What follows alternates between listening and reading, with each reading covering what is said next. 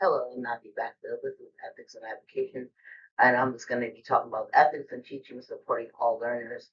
Let's get ethical. That's why this picture is here to show you that.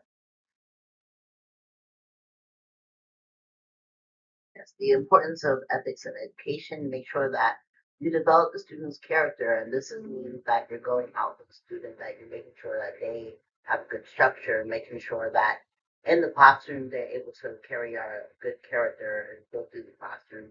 And you also want to make sure that they're able to take these steps inside the classroom to show respect and outside the classroom as well. And hopefully later on they would, respect everybody as they go into the workforce. And this is what the importance of ethics in education. This is the MCC topic resource summarizing the core principles.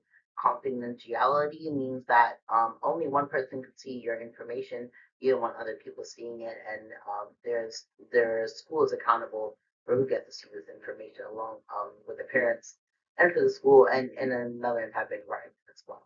Um, Equity. This means that everybody is on like a different stool, for example, like in the picture, and they're able to obtain the same goal, same way in your classroom. Everybody can obtain the same goal path in class, but might have a different way of getting there. Obviously, this is the support and to make decisions, based on this should not be based on character or gender or any of that. Responsibility, just make sure that you're doing what you need to do. Make sure you're having material for the class and make sure all your students are able to obtain the material. Discuss the role of our personal values and virtues. My personal values include my family and having strong family ties, and this is the same way I would include myself with all my students because in the classroom they're part of. They come into pass the class and they're part of it. So I want to make sure that they all pass. Make sure I show all the students a fairness and compassion, and help them throughout the whole entire course in order to get the end goal of pass. Professional dispositions of learners. This means that you want to treat everyone with respect. You want to get respect and do others unto yourself as you do unto them. And that is written in the Bible as well. So we need to follow those steps throughout, our whole life, really, just in and out the classroom, everywhere we go. Just treat people how you want to be treated. This is professional dispositions of learners. Dilemmas teachers might face in the classroom.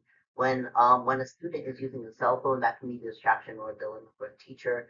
Another dilemma when someone uses AI in the classroom.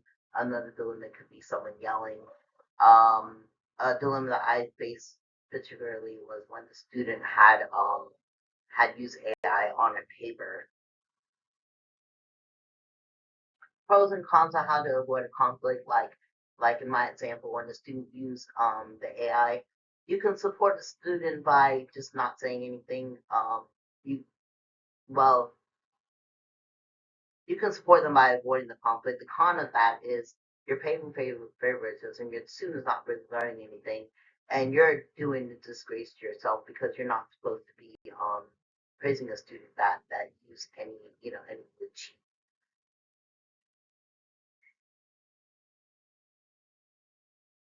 Knowing that the student did cheat on the paper, or maybe you got help from someone else, it could have been help from someone else or something like that.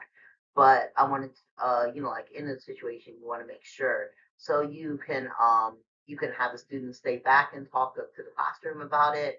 You can, like have them talk in front of the classroom about the paper, or if they feel, not so good about talking in front of the classroom, maybe they can talk to you privately after everybody's left so he doesn't feel uncomfortable in the classroom talking about his paper.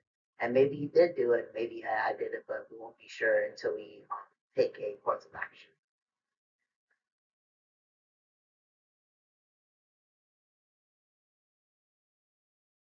Inclusion ethics in teaching is for all people to use in all type of environments, whether it be in the classroom, whether it be outside the classroom. You always want to show, as an educator, you always want to show your kids like respect, and you want to get respect as well. and it's got to be equality and responsibility. And when you're outside of the classroom, you also want to show this responsibility for everybody, and you also want to address, if anything's going on, you want to address it, and that's the end. So this is the resource page. On each and everything, I listed all three of the resources that I had here, whether it be from Grand Canyon University and a couple other things.